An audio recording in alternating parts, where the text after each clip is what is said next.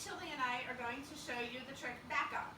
This can be a pretty good life skill sometimes for dogs if you're in tight spaces and you need them to back out of your way while you're cooking in the kitchen or things like that.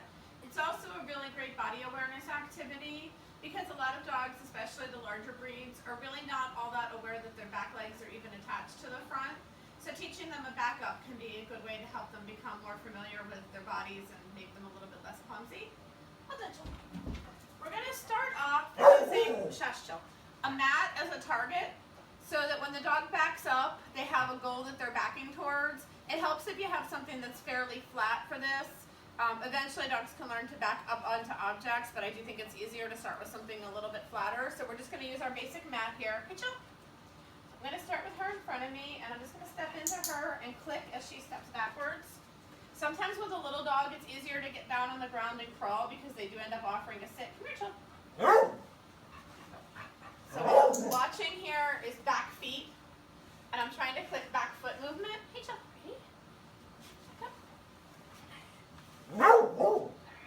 And ideally you want them to do this standing and not offering it down as Chili is doing.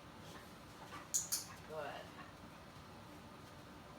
Yeah, so it's a little bit of a different thing when you're watching for your clicking point. You're actually watching the back feet and not the front. What I'm trying for is backing up and still staying upright, not going into a sit or a down. Good, that was pretty good.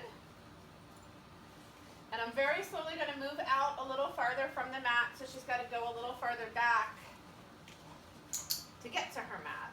Luring this one is tricky because they do tend to offer a down, so it's kind of nice to just keep the food out of your hand as you're teaching and just use your clicker. With a bigger dog, you'll probably be standing up for this. With a smaller dog, I think it's easier to keep them looking in the right direction if you're down, so if you don't mind crawling on your knees, it might be an easier way to do this.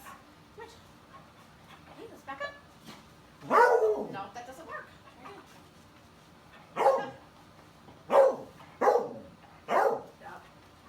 That's it.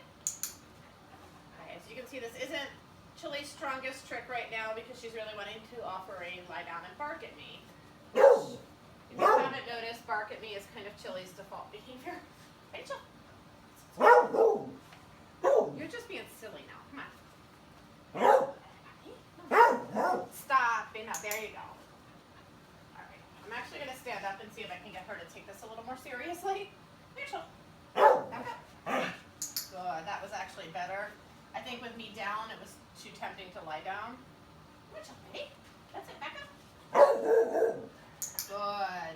And ideally, we want them walking back and not hopping back and going in a relatively straight line. You may get a little curving at first, but really they should be able to stay in front of you and stay in a straight line. Hey, Chip. Back up. Back up. There you go. Good. Here, Chip, one more.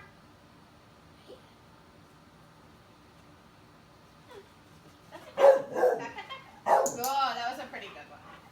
Barking is optional, but as you guys know, Chili's always going to opt to bark.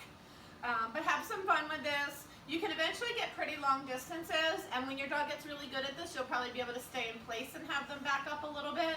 But in the beginning, you'll probably have to move with them.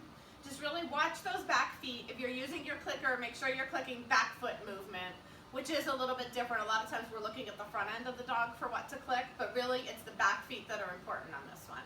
Have some fun, post your videos, and let me know if you have any questions.